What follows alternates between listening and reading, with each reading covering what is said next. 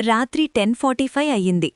ఇంట్లో అన్ని లైట్లు ఆఫ్ అయ్యి కిటికీ బయట స్ట్రీట్ లైట్ మాత్రమే మిగిలింది. గాలి మెల్లగా కర్టెన్స్ను కదిలిస్తోంది. మేఘ నా బెడ్ మీద కూర్చుని ఫోన్ చేతిలో పట్టుకునుంది. స్క్రీన్ ఆన్లో ఉన్నా ఆమె ఆలోచనలు మాత్రం ఎక్కడో తిరుగుతున్నాయి. ఆమె మనసులో మాత్రం ఆదిత్య చివరిసారి పంపిన మెసేజ్ మళ్లీ మళ్లీ వినిపిస్తోంది. నిన్నొక్కసారి చూడాలి. ఆ మెసేజ్కు వెంటనే రిప్లై ఇవ్వాలననిపించింది. టైప్ కూడా చేసింది, కాని చివరికి డిలీట్ చేసింది. ఎందుకో తెలీదు, కాని అతన్ని చూడాలని మాత్రం చాలా బలంగా అనిపించింది. గడియారం 11 కొట్టింది. అప్పుడే ఫోన్ మళ్లీ వైబ్రేట్ అయ్యింది. బయటున్నాను. ఆ మెసేజ్ చూసిన క్షణం ఆమె గుండె ఒక్కసారిగా వేగంగా కొట్టుకుంది. వెంటనే కిటికీ దగ్గరకు వెళ్లి చూసింది. స్ట్రీట్ లైట్ కింద ఆదిత్య నిలబడి ఉన్నాడు. సాధారణంగా కనిపిస్తున్నా అతని ప్రెజెన్స్ మాత్రం ఆమె మనసును పూర్తిగా ఆకర్షించింది. మేఘన నెమ్మదిగా బయటకొచ్చింది. రాత్రిగాలి చల్లగా తాకింది, కాని ఆమె గుండెలో మాత్రం ఒక వింత వేడి ఉంది. సారీ, లేటయింది అని ఆదిత్యం మెల్లగా అన్నాడు. ఇంత రాత్రి రావలసిన అవసరమేంటి అని మేఘన అడిగింది. ఆదిత్య చిన్నగా నవ్వాడు. నిన్ను చూడాలని అనిపించింది. ఆ మాట చాలా సింపుల్ అయినా మేఘన మనసులో లోతుగా పడిపోయింది. కొన్ని క్షణాలు ఇద్దరి మధ్య నిశ్శబ్దం నిలిచింది. గాలి మాత్రమే కదులుతోంది. ఆదిత్య ఒక అడుగు దగ్గరకు వచ్చాడు. మేఘన కాస్త వెనక్కి వెళ్ళింది, కాని పూర్తిగా దూరం కాలేదు. ఎందుకు అవాయిడ్ చేస్తున్నావు అని అతను మృదువుగా అడిగాడు. మేఘన అతని కళ్లలోకి చూసింది. నువ్వు దగ్గరగా ఉంటే నాకు కంట్రోల్ ఉండదు అని మెల్లగా చెప్పింది. ఆ మాట విన్నాక ఆదిత్య కాసేపు నిశ్శబ్దంగా నిల్చున్నాడు. తర్వాత మెల్లగా ఆమె చేతిని పట్టుకున్నాడు. ఆ స్పర్శలో ఒక వెచ్చదనముంది. మేఘన శ్వాస వేగంగా మారింది. విడిచేయి అని అనాలనిపించింది, కాని ఆమె చెయ్యి మాత్రం అతని చెయ్యిని వదల్లేదు. ఆదిత్య ఇంకో అడుగు దగ్గరకు వచ్చాడు. ఇప్పుడు వాళ్ల మధ్య దూరం చాలా తక్కువ. ఆమె గుండెదడ అతనిక్కూడా వినిపిస్తున్నట్టు అనిపించింది. మేఘనా అని అతను మృదువుగా పిలిచాడు. ఆమె కళ్ళు మెల్లగా మూసుకుంది. ఆ క్షణంలో ప్రపంచమంతా ఆగిపోయినట్టు అనిపించింది. కొద్దిసేపటికి ఆమె తల మెల్లగా అతని ఛాతీమీద వాలింది. ఆదిత్య మొదట ఆశ్చర్యపోయినా వెంటనే ఆమెను దగ్గరగా తీసుకున్నాడు. ఆ క్షణంలో ఏ ఆత్రం లేదు, ఏ తొందర లేదు. ఒకరికొకరు దగ్గరగా ఉండాలని అనిపించే ఆ అనుభూతి మాత్రమే ఉంది. ఇలా ఉంటే సేఫ్గా అనిపిస్తోంది అని మేఘన మెల్లగా చెప్పింది.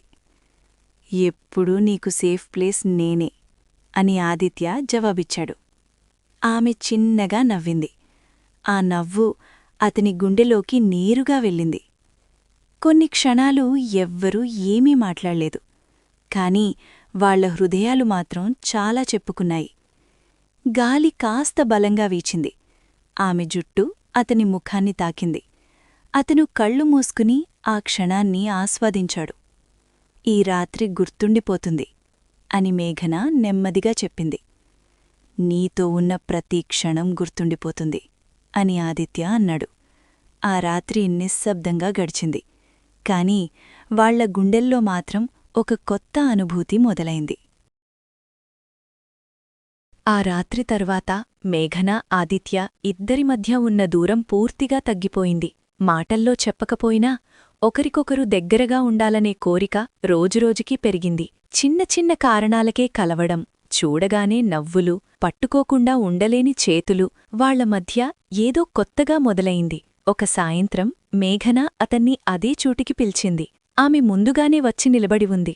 గాలి మెల్లగా ఆమె జుట్టుతో ఆడుకుంటోంది. కళ్లలో మాత్రం ఒక నిర్ణయం స్పష్టంగా కనిపిస్తోంది. ఆదిత్య వచ్చాడు. ఆమెను చూసిన క్షణం ఏదో వేరేలా అనిపించింది. ఎందుకు పిలిచావ్ అని అడిగాడు. మేఘన నెమ్మడిగా అతని దగ్గరకు వచ్చింది. ఈసారి ఆమె వెనక్కి తగ్గలేదు. ఆ రాత్రినుంచి నేను నిన్ను దూరంగా ఉంచలేకపోతున్నాను అని ఆమె మృదువుగా చెప్పింది. ఆ మాటలు విన్నాక ఆదిత్య కళ్ళు కాసేపు ఆమెమీదే నిలిచిపోయాయి. ఆమె ఇంకో అడుగు దగ్గరకు వచ్చింది. ఇప్పుడు వాళ్ల మధ్య దూరం దాదాపు లేదు. నిన్ను ప్రేమిస్తున్నాను అని ఆమె నెమ్మదిగా చెప్పింది. ఆ మాటతోనే గాలి కూడా ఒక్కసారిగా నిశ్శబ్దంగా మారినట్టు అనిపించింది. ఆదిత్య మెల్లగా ఆమె చేతిని పట్టుకున్నాడు. అది వదిలిపెట్టాలనిపించని స్పర్శ. ఆమె శ్వాస వేగంగా మారింది, కాని ఈసారి వెనక్కి వెళ్లలేదు. అతను మెల్లగా ఆమెను తనవైపు దగ్గరగా లాగాడు. మేఘన కళ్ళు కాసేపు మూసుకుంది. ఆ క్షణంలో ఆమె పూర్తిగా అతనిపై ఆధారపడినట్టుగా అనిపించింది. ఆమె తల అతని భుజంపై వాలింది. అతని చేతులు మెల్లగా ఆమెను చుట్టుకున్నాయి. ఆ దగ్గరలో మాటలు అవసరం లేకుండా పోయాయి. ఇలా దగ్గరగా ఉంటే నిన్ను వదిలేయాలని అనిపించదు అని ఆదిత్య మృదువుగా అన్నాడు. మేఘన చిన్నగా నవ్వింది. ఆ నవ్వులో సిగ్గు కూడా ఉంది, కోరిక కూడా ఉంది. వదలకూడదనుకుంటే వదలొద్దు అని ఆమె నెమ్మదిగా చెప్పింది. ఆ మాటతో అతనామెను ఇంకాస్త దగ్గరగా తీసుకున్నాడు. గాలి చల్లగా ఉన్నా వాళ్ల మధ్య వేడి మాత్రం స్పష్టంగా అనిపిస్తోంది. ఆమె చేతులు మెల్లగా అతని చుట్టూ బిగించాయి. ఆ క్షణంలో ఇద్దరికీ ఒకటే అనిపించింది. ఇది కేవలం ప్రేమ కాదు, ఇది ఒకరికొకరు పూర్తిగా కావాలని భావం. కొన్ని క్షణాలు ఎవరూ ఏం మాట్లాడలేదు. కేవలం హృదయాల శబ్దం, శ్వాసల వేడి. ఇకనుంచి నువ్వు నాదనివే అని ఆదిత్య నెమ్మదిగా అన్నాడు. మేఘన కళ్లల్లోకి చూసి చిన్నగా తల ఊపింది. ఎప్పట్నుంచో అని ఆమె జవాబిచ్చింది. ఆ రాత్రి ఆ స్ట్రీట్ లైట్ కింద వాళ్లు ఒకరికొకరు మరింత దగ్గరయ్యారు.